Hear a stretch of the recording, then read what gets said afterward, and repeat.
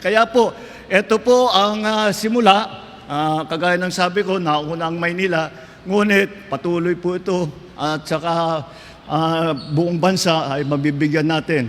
Nataon naman na nagkaroon ng krisis pa sa gitnang silangan sa Middle East.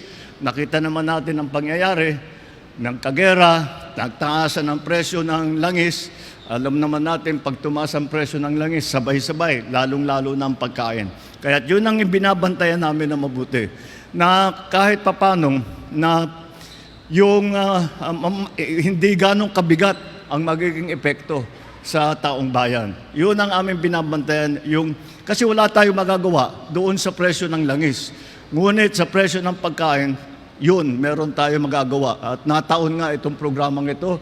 At sana po, ipapagpatuloy nga natin ito. Sana po, ito'y makatulong sa ating mga kababayan. Sana po, ay kahit papaano, matupad ang aking pangarap na pagbaba ko bilang Pangulo, wala na pong gutom na Pilipino. Maraming salamat po. Magandang umaga po sa inyo lahat.